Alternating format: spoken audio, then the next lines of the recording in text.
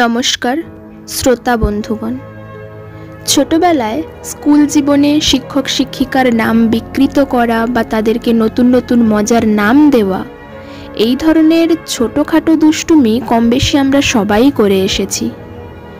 কিন্তু শিক্ষক শিক্ষিকারাও যে ছাত্রছাত্রীদের নতুন নামকরণ করতে পারেন বা তাদের মজা করে কোনো নামে ডাকতে পারেন, এটা সাধারণত আমাদের চিন্তাভাবনা বা অভিজ্ঞতা সব কিছুরই বাইরে। আর সেখানেই রবি ঠাকুরের গল্পের বিশিষ্টতা, যা আমাদের চিন্তাভাবনা বা অভিজ্ঞতার মধ্যে কখনোই আসে না, তা আর কোথাও আসুক বা নাই আসুক, রবি ঠাকুরের ছোট গল্পের পটভূমিতে তো আসতেই পারে। আজকের আমার নিবেদন কবিগুরু রবি ঠাকুরের এমনই এক ছোট গল্প, গিন্নি। ছাত্রবৃত্তি ক্লাসের ২-৩ শ্রেণী নিচে আমাদের পণ্ডিত ছিলেন শিবনাথ। তাহার গোঁফ দাড়ি কামানো, চুল ছাঁটা এবং টিকিটি হ্রস্ব। তাহাকে দেখিলেই বালকদের অন্তরাত্মা শুকাইয়া যাইত। প্রাণীদের মধ্যে দেখা যায়, যাহাদের হুল আছে তাহাদের দাঁত নাই। আমাদের পণ্ডিত মশায়ের দুই একত্রেই ছিল। এদিকে কিল, চড়, চাপড় চারাগাছের বাগানের ওপর শিলাবৃষ্টির মতো অজস্র বর্ষিত হইত, আর ওদিকে তীব্র বাক্যজ্বালায় প্রাণ বাহির হইয়া যাইত। ইনি আক্ষেপ করিতেন, পুরাকালের মতো গুরু শিষ্যের সম্বন্ধ এখন আর নাই। ছাত্রেরা গুরুকে আর দেবতার মতো ভক্তি করে না। এই বলিয়া আপনার উপেক্ষিত দেবমহিমা বালকদের মস্তকে সবেগে নিক্ষেপ করিতেন এবং মাঝে মাঝে হুঙ্কার দিয়া উঠিতেন। কিন্তু তাহার মধ্যে এত ইতর কথা মিশ্রিত থাকিত যে তাহাকে দেবতার বজ্রনাদের রূপান্তর বলিয়া কাহারও ভ্রম হইতে পারে না। বাপান্ত যদি বজ্রনাদ সাজিয়া তর্জন গর্জন করে, তাহার ক্ষুদ্র বাঙালি মূর্তি কি ধরা পড়ে না? যাহা হোক, আমাদের স্কুলের এই ৩য় শ্রেণী ২য় বিভাগের দেবতাটিকে ইন্দ্র, চন্দ্র, বরুণ অথবা কার্তিক বলিয়া কাহারও ভ্রম হইত না। কেবল একটি দেবতার সহিত তাহার সাদৃশ্য উপলব্ধি করা যাইত, তার নাম যম। এবং এতদিন পরে স্বীকার করিতে দোষ নাই এবং ভয়ও নাই। আমরা মনে মনে কামনা করিতাম, উক্ত দেবালয়ে গমন করিতে তিনি যেন আর অধিক বিলম্ব না করেন। কিন্তু এটা বেশ বোঝা গিয়াছিল, নরদেবতার মতো বালাই আর নাই। সুরলোকবাসী দেবতাদের উপদ্রব নাই। গাছ হইতে একটা ফুল পাড়িয়া দিলে খুশি হন, না দিলে তাগাদা করিতে আসেন না। আমাদের নরদেবগণ চান অনেক বেশি, এবং আমাদের তিল মাত্র ত্রুটি হইলে চক্ষু দুটো রক্তবর্ণ করিয়া তাড়া করিয়া আসেন। তখন তাহাদিগকে কিছুতেই দেবতার মতো দেখিতে হয় না।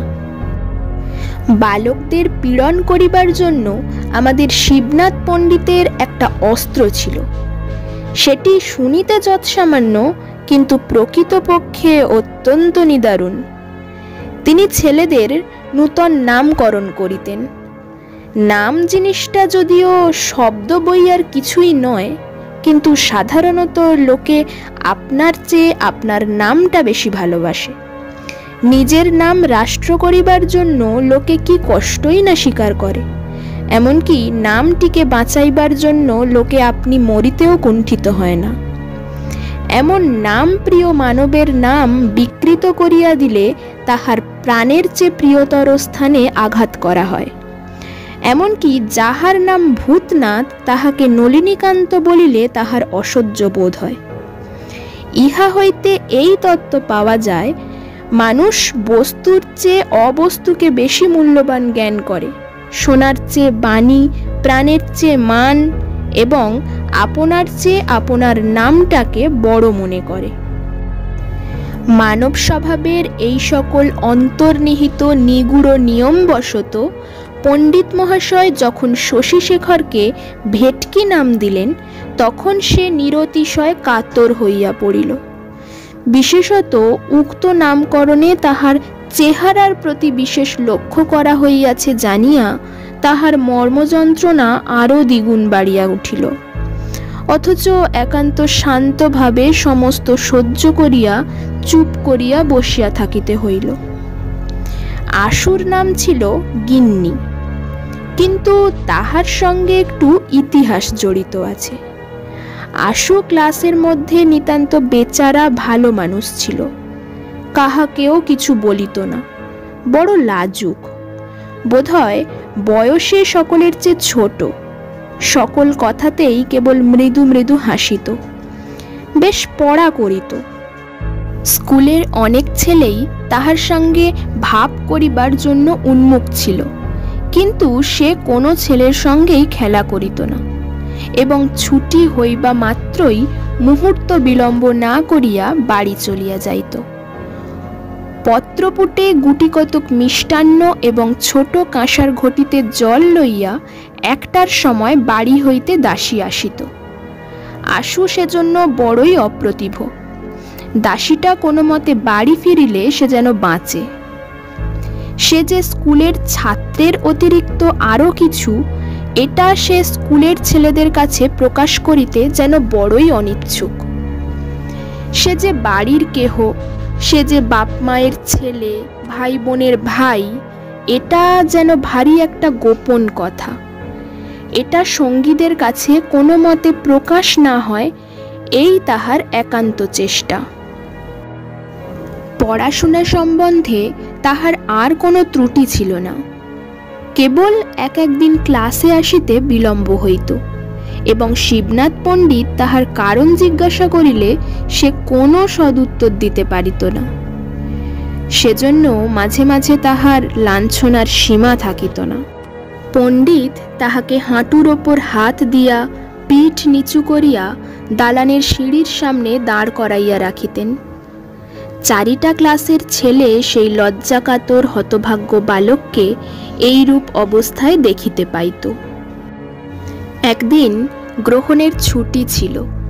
তাহার পরদিন স্কুলে আসিয়া চৌকিতে বসিয়া পণ্ডিত মহাশয় দ্বারের দিকে চাহিয়া দেখিলেন, একখানি স্লেট ও মসি চিহ্নিত কাপড়ের থলির মধ্যে পড়িবার বইগুলি জড়াইয়া লইয়া অন্য দিনের চেয়ে সংকুচিতভাবে আশু ক্লাসে প্রবেশ করিতেছে। শিবনাথ পণ্ডিত শুষ্ক হাস্য হাসিয়া কহিলেন, এই যে গিন্নি আসছে। তাহার পর পড়া শেষ হইলে ছুটির পূর্বে তিনি সকল ছাত্রদের সম্বোধন করিয়া বলিলেন, শোন, তোরা সব শোন। পৃথিবীর সমস্ত মাধ্যাকর্ষণ শক্তি সবলে বালককে নিচের দিকে টানিতে লাগিল, কিন্তু ক্ষুদ্র আশু সেই বেঞ্চির ওপর হইতে একখানি কোঁচা ও দুইখানি পা ঝুলাইয়া ক্লাসের সকল বালকের লক্ষ্যস্থল হইয়া বসিয়া রহিল। এতদিনে আশুর অনেক বয়স হইয়া থাকিবে এবং তাহার জীবনে অনেক গুরুতর সুখ দুঃখ লজ্জার দিনও আসিয়াছে, সন্দেহ নাই। কিন্তু সেই দিনকার বালক হৃদয়ের ইতিহাসের সহিত কোনো দিনের তুলনা হইতে পারে না। কিন্তু ব্যাপারটা অতি ক্ষুদ্র এবং দুই কথায় শেষও হইয়া যায়। আশুর একটি ছোট বোন আছে। তাহার সমবয়স্ক সঙ্গিনী কিংবা ভগিনী আর কেহ নাই, সুতরাং আশুর সঙ্গেই তাহার যত খেলা। একটি গেটওয়ালা লোহার রেলিংয়ের মধ্যে আশুদের বাড়ির গাড়ি বারান্দা। সেদিন মেঘ করিয়া খুব বৃষ্টি হইতেছিল। জুতা হাতে করিয়া ছাতা মাথায় দিয়া যে 2-4 জন পথিক পথ দিয়া চলিতেছিল, তাহাদের কোনো দিকে চাহিবার অবসর ছিল না। সেই মেঘের অন্ধকারে, সেই বৃষ্টিপতনের শব্দে, সেই সমস্ত দিন ছুটিতে গাড়ি বারান্দার সিঁড়িতে বসিয়া আশু তাহার বোনের সঙ্গে খেলা করিতেছিল। সেদিন তাহাদের পুতুলের বিয়ে। তাহারই আয়োজন সম্বন্ধে অত্যন্ত গম্ভীরভাবে ব্যস্ত হইয়া আশু তাহার ভগিনীকে উপদেশ দিতেছিল। এখন তর্ক উঠিল, কাহাকে পুরোহিত করা যায়। বালিকা চট করিয়া ছুটিয়া একজনকে গিয়া জিজ্ঞাসা করিল, হ্যাঁ গা, তুমি আমাদের পুরুত ঠাকুর হবে? আশু পশ্চাৎ ফিরিয়া দেখে শিবনাথ পণ্ডিত ভিজা ছাতা মরিয়া অর্ধসিক্ত অবস্থায় তাহাদের গাড়ি বারান্দায় দাঁড়াইয়া আছেন। পথ দিয়া যাইতেছিলেন, বৃষ্টির উপদ্রব হইতে সেখানে আশ্রয় লইয়াছেন। বালিকা তাহাকে পুতুলের পৌরোহিত্যে নিয়োগ করিবার প্রস্তাব করিতেছে। পণ্ডিত মশাইকে দেখিয়াই আশু তাহার খেলা এবং ভগিনী সমস্ত ফেলিয়া এক দৌড়ে গৃহের মধ্যে অন্তর্হিত হইল। তাহার ছুটির দিন সম্পূর্ণ মাটি হইয়া গেল। পরদিন শিবনাথ পণ্ডিত যখন শুষ্ক উপহাসের সহিত এই ঘটনাটি ভূমিকা স্বরূপে উল্লেখ করিয়া সাধারণ সমক্ষে আশুর গিন্নি নামকরণ করিলেন, তখন প্রথমে সে যেমন সকল কথাতেই মৃদুভাবে হাসিয়া থাকে, তেমন করিয়া হাসিয়া চারিদিকের কৌতুক হাস্যে ঈষৎ যোগ দিতে চেষ্টা করিল। এমন সময় 1টার ঘণ্টা বাজিল। অন্য সকল ক্লাস ভাঙিয়া গেল এবং শালপাতায় 2টি মিষ্টান্ন ও ঝকঝকে কাঁসার ঘটিতে জল লইয়া দাসী আসিয়া দ্বারের কাছে দাঁড়াইল। তখন হাসিতে হাসিতে তাহার মুখ কান টকটকে লাল হইয়া উঠিল, ব্যথিত কপালের শিরা ফুলিয়া উঠিল এবং উচ্ছ্বসিত অশ্রুজল আর কিছুতেই বাধা মানিল না। শিবনাথ পণ্ডিত বিশ্রাম গৃহে জলযোগ করিয়া নিশ্চিন্ত মনে তামাক খাইতে লাগিলেন। ছেলেরা পরম আহ্লাদে আশুকে ঘিরিয়া গিন্নি গিন্নি করিয়া চিৎকার করিতে লাগিল। সেই ছুটির দিনের ছোট বোনের সহিত খেলা জীবনের একটি সর্বপ্রধান লজ্জাজনক ভ্রম বলিয়া আশুর কাছে বোধ হইতে লাগিল। পৃথিবীর লোক কোনো কালেও যে সেদিনের কথা ভুলিয়া যাইবে, এ তাহার মনে বিশ্বাস হইল না।